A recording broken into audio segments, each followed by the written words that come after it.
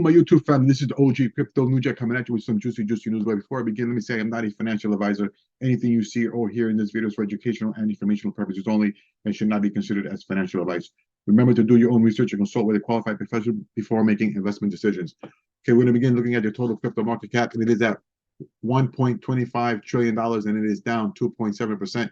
Coming in at number one is Bitcoin at 30,156. Coming in at number two is Ethereum at 1,911. Now, beloved XRP is at number 5 right now at 68 cents. It was actually at number 4, but it lost its place, but that's okay. We expected a pullback. Okay, taking a look at crypto bubbles. Looks like the top loser is SNX. I'm sorry, the top gainer is SNX at up 30.8%. And the biggest loser is XLM, down 21%. And actually, XRP is not too far behind, down 18.3%. We expected a pullback with such a major run. I think they were up 74% at one point, so we expected that. Okay, the fear and greed index is in greed at 60. We're going to start here with Brad Garlinghouse, BG himself, the man, the myth, the legend. He writes, "We said in December 2020 that we were on the right side of the law and we'll be on the right side of history. Thankful to everyone who helped us get to today's decision, one that is for all crypto innovation in the US. More to come."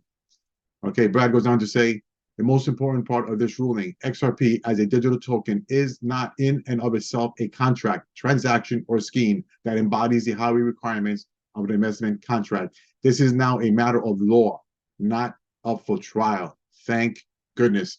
Okay, moving on. This is Chris Lawson.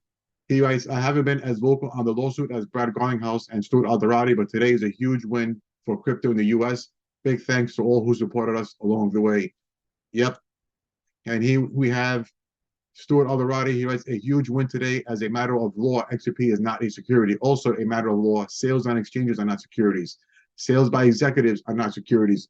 Other than XRP distributions to developers, to charities, to employees are not securities. The only thing that the court found constitutes an investment contract is past direct XRP sales to institutional clients. There will be further court proceedings only on these institutional sales per the court's order. My absolute gratitude to the teams that have been working tirelessly on this matter over the years. The judge's decisions affirms so much of what this industry is fighting for and shows that the SEC does not have unbounded jurisdiction over crypto. Maybe now we can start a rational conversation about crypto regulation in this country." I agree. He writes, this is a response to Katie Biber, I believe is pronounced. "The SEC statement on Ripple has vibes of young campaign hacks spinning on bad facts versus powerful government agency expected to tell the truth. Do better." And she's referring to this statement that the SEC put out. They actually put out, could you believe this? The SEC put out a statement stating that they actually won when they got their asses handed to them. They actually tried to put out this positive statement claiming to have won. Let me read you what they put out. "We are pleased that the court found that XRP tokens were offered and sold by Ripple as an investment contract in violation of securities law in certain circumstances. The court agreed with the SEC that the Howey test governs the securities analysis of crypto transactions and rejected Ripple's made-up test as to what constitutes an investment contract, instead of emphasizing that Howey and subsequent cases have held that a variety of tangible and intangible assets can serve as the subject of an investment contract. Further, the court rejected Ripple's fair notice argument, noting that the Howey test is clear and that claiming ignorance is not a defense to violating securities law. We'll continue to review the decision." Why are you going to continue to review if you're so happy with the decision that this is a win? It's not a win. And the only one who made up a test was Hinman. He was the one that made up a test, not Ripple. And it's unbelievable. So Katie writes, "The SEC statement on Ripple has vibes of a young campaign hack spinning on bad facts versus powerful government agency expected to tell the truth. Do better." And they should better because they should do better because they're a government agency. And Stuart Alderati responded to that and said, "Could not agree more with Katie Biber. Pathetic statement coming from the SEC today. Take the loss. You earned it." 100% agree with that. And Ashish Birla put this thing out in homage to Stuart Alderati.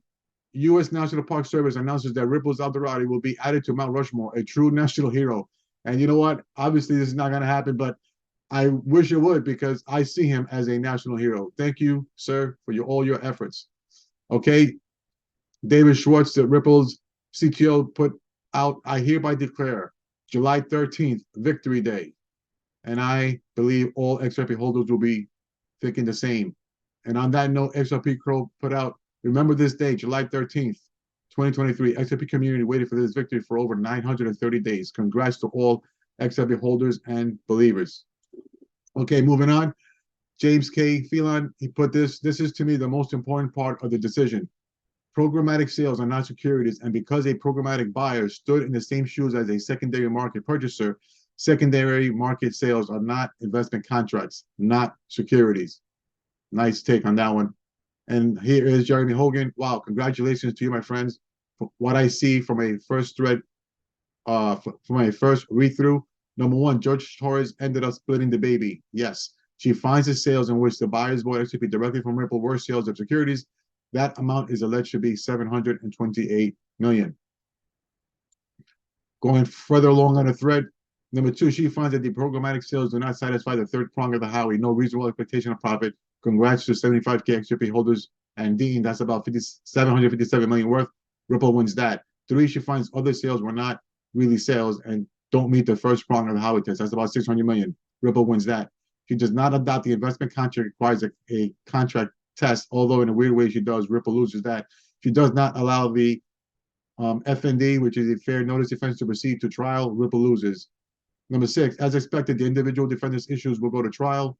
Number seven, she does not address secondary market sales, but per this order, most of the XRP out in the world are not securities, and so with a fungible token is not logically possible. Also, that on any XRP token is inherently a security. Therefore, secondary market sales are not unlawful sales. Tell me if you disagree. Next page is last, I promise. He writes, in conclusion, congratulations to you. Ripple will appeal, probably, but it will absolutely survive. This is what I love about the law. The judge arrived about where we were. We thought and hoped, but she took a different route than expected. Thanks for going on this journey with me. You're welcome, sir, and thank you also as well for all your efforts. Here is Susan Friedman, and she put out, we long have been supporters of the GOP Majority Whip, EMMER's Securities Clarity Act, and today's ruling makes the point crystal clear. And she was responding to Tom Emmer's tweet where he writes, the Ripple case is a monumental development in establishing that a token is separate and distinct from an investment contract, and it may or may not be part of. Now let's make it law. 100% agree. Please, sir, do what you can to put this law in effect as soon as possible. Here we have Brian Costello. He writes, this entire affair from Plain to Gensler is an outright travesty. Their coordinated efforts to regulate by enforcement, shield our adversaries, and stifle American innovation is criminal. Best of luck to them. But let it be known that the ultimate victor will always be America. 100% agree with that. Okay, moving on.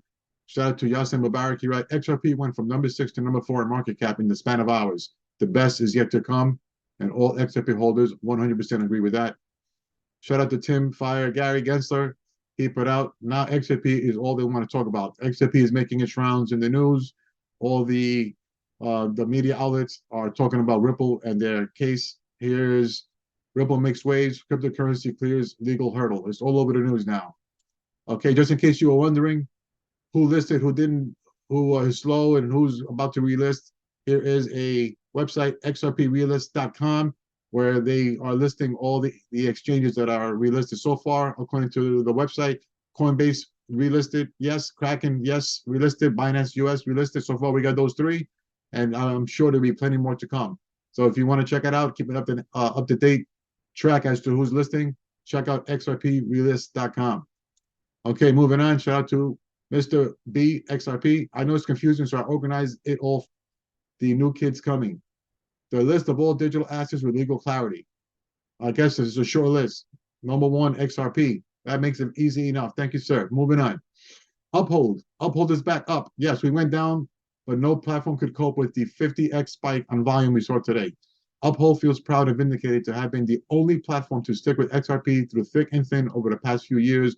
We love to give props to our law firm, Paul Hastings, who gave us the confidence to make the right call when every other U.S. venue listened to other counsel and delisted XRP at the first opportunity. It is unforgivable that we went down today. That said, in 2021, when all other major exchanges went down during explosions in activity, Uphold's uptime was better than that of Coinbase and Binance. Today's spike in volume was simply unprecedented. The 10x scaling buffers we put in place after the 2021 boom were simply not enough to handle the spike. We have resolved that now. We are doing everything in our power to handle these elevated loads. Today is confirmation that maximum U.S. regulatory flood is behind us. It's time to celebrate. And I 100% agree. And the entire XRP army will not hold it against you for the delay when you went down. No one could expect the volume to go up the way it did. And you also stuck with us from the lawsuit until the present. So you are forgiven. And thank you for sticking with us the entire time. Moving on. Bill Morgan, he writes, he's responding to Max Kaiser, the Bitcoin Maxi, who just still doesn't get it. Max Kaiser wrote, I'm surprised anyone thinks this is a win for XRP. The tepid price reaction looks underwhelming. And then Bill Morgan responds to this and says, let's be honest, the price reaction is more tepid than nearly anyone predicted or expected, but it is in the right direction. No more cope, Max, face it. XRP as a token now has as much clarity as Bitcoin, if not more. And I believe it's more because XRP is the only one that has a court order stating that it's not a digital, that it's not a security. And Bitcoin, even though it's been blessed by the SEC and CFTC, it's not law. They get a new chairman who comes with a different idea and thinking they are security. All of a sudden, they are security. So the only one that cannot happen to is XRP, because it's right here in this court document that it states XRP is a digital currency and is not in and of itself or a scheme that embodies a Howey test and is not a security. It's the only one that is mentioned in a court order or a judge's ruling. Bitcoin doesn't have that, and neither does Ethereum. Okay, moving on. Shout out to Mr. Man. Is it time? Clarity is a hell of a thing. Wait until institutions are aligned and all in. And here you have baby Bitcoin over here. Thanks for letting me play king for so long. So moving on. Library, they responded. All secondary crypto sales are not security offerings. Everyone owns Ripple for this win that they generated for the entire industry. Thank you for patching the boat. And this is what he's talking about here. Moving on. Shout out to Cowboy Crypto. Hey, Cal Salamani, I fixed your shirt. Maybe get one that fits next time. And I 100% agree. This is the shirt where he wrote, where it says Ripple, the security. And Cowboy Crypto did a good job of fixing his shirt for him. And yeah, he does need to get a bigger shirt next time. Maybe he can give his son's shirt back to him. He can get one that actually fits him. Okay, moving on. We have Mr. Intuitive. Let me play the video. Gary, are you there? Gary, we hit you with the spin move. We shaked and baked you. Thanks for playing. Nice. Okay, we're going to move on here. Shout out to Real XRP Boy. He has a video with John E. Din from Crypto Law. This is the man, the myth, the legend. If it wasn't for him, honestly, I don't know how this lawsuit would have ended up. Probably, I assume not as favorable as it did. So we all owe a debt of gratitude to John E. Din. Let me play the video. The people to feel good about themselves, right? People who waited patiently, people who participated and took the time to sign an affidavit, get it notarized, who didn't mind their name being out there, who wasn't fear of retaliation by the government, who said, I just want to have my voice heard. Well, your voice got heard, and I can show you what I mean by that. So let's go through the opinion real quick. An exceptionally concise, well-written, well-analyzed decision by Judge Torres. Very methodical, very simplistic. She stuck to the facts and the law and gave her decision. And if there's one thing, I can only think of one criticism, and I've only read it through once, and I'll share that in a minute, but let's go through it real quick. She starts off with showing that she understands that the XRP ledger was open source. She talks about how anyone can access it and utilize the ledger, send a value over the ledger. That's important. People can run a node to be part of the validation process. And she talks about how there are independent developers who are on the XRP ledger that have nothing to do with Ripple. She doesn't say it in those exact words, but she does say other developers. The way she says it is other developers have built software products that use the XRP ledger, such as payment processing applications.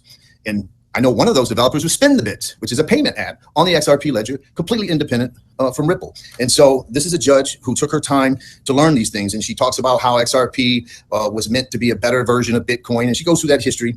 And then she says, you know, the XRP ledger is based on open source software. Anyone can use the ledger, submit transactions, host a node to contribute to the validation of transactions, propose change. And there you have it. You have a little bit of what went down.